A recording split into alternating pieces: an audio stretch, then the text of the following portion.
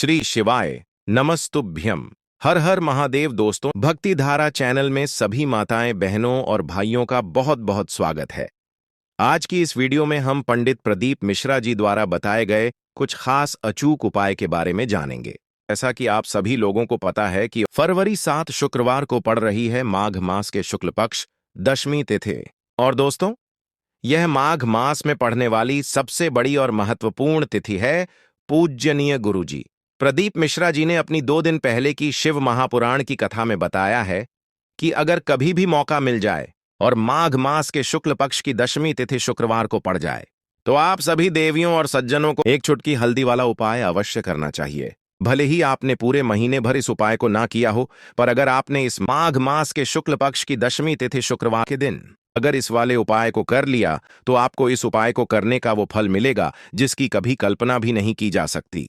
इसीलिए आप लोग इस वाले उपाय को एक बार अवश्य कर लें। दोस्तों, यह उपाय पंडित जी ने अपनी अभी की ही श्री शिव महापुराण की कथा में बताया है, जिस उपाय को आज हम आपको बहुत अच्छे से समझाएंगे। इस वीडियो को देखने के बाद इस उपाय को समझने के लिए आपको कोई और वीडियो को देखने की जरूरत नहीं पड़ेगी।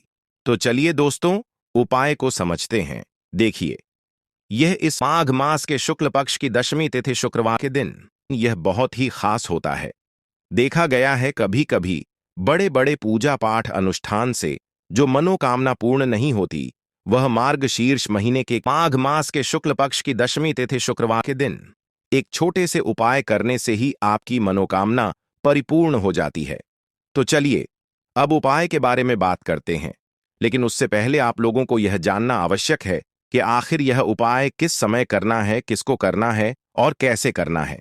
तो चलिए हम आगे आपको वीडियो में एक एक करके बता देते हैं, लेकिन उससे पहले अगर आप हमारे चैनल भक्ति धारा पर नए हैं तो चैनल को सब्सक्राइब कीजिएगा और इस वीडियो को लाइक करके कमेंट बॉक्स में श्री शिवाय नमस्तुभयम ओम नमः शिवाय जरूर लिख देना। तो दोस्तों, इस एक चुटकी हल्दी वाले उपाय को हमें कैसे करना है, किसको करना है, कब करना है और कहां पर करना है, ये सारे सवालों के जवाब आप इस वीडियो में जानेंगे। तो दोस्तों, इस एक चुटकी हल्दी वाले उपाय को आखिर करना किसको है, सबसे पहले यह जान लो। तो देखो, घर की जो बड़ी माताएं बहनें होती हैं, वह माताएं बहनें इस उपाय को कर सकती हैं। और दोस्तों, अगर आप चाहे तो अपने घर में से सभी सदस्यों को भी इस उपाय को करवा सकते हैं। अब दोस्तों, जो अगला प्रश्न निकल कर आता है वह यह आता है इस उपाय को लेकर कि आखिर इस उपाय को हमें किस समय करना है, सुबह के समय करना है कि शाम के समय करना है। तो देखो, इस वाले उपाय को आप लोग सुबह के समय भी कर सकते हो और शाम के समय प्रदोष काल में भी कर सकते हो।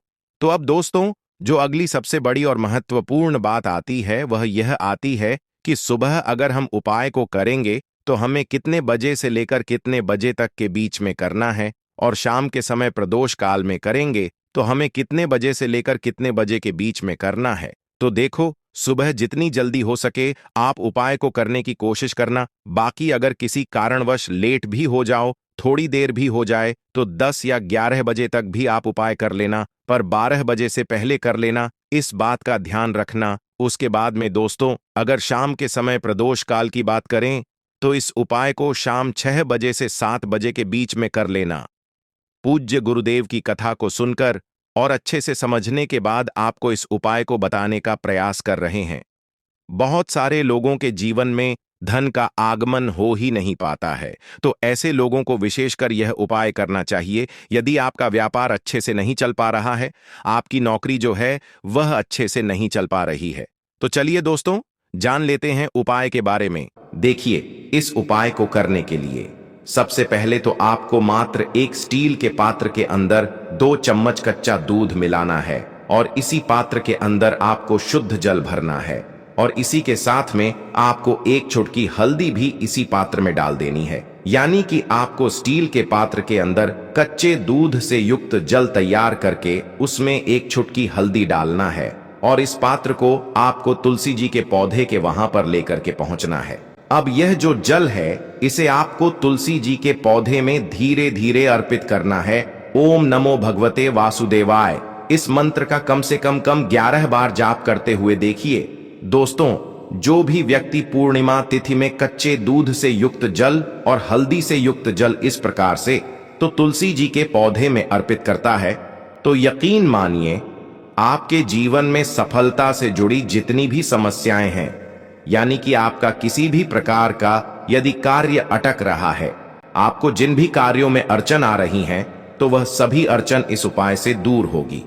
देखिए, बहुत से बच्चे ऐसे होते हैं जिन्हें कुछ समझ में नहीं आता है कि उन्हें आगे क्या करना है, या कि लाइफ में यदि सही रास्ता आपको नजर नहीं आ रहा है, तब भी आपको यह उपाय करना चाहिए, यानी कि उनके जीवन के जो निर्णय हैं वह सही हो सके और उनके मार्ग में जो भी बाधाएं आ रही हैं वह भी दूर हो सके। तो ऐसे बच्चे भी यह उपाय कर सकते हैं। इसी के साथ यहाँ पर आपका यह उपाय पूर्ण हो जाता है। वीडियो अंत तक देखने के लिए दिल से धन्यवाद। जय महाकाल।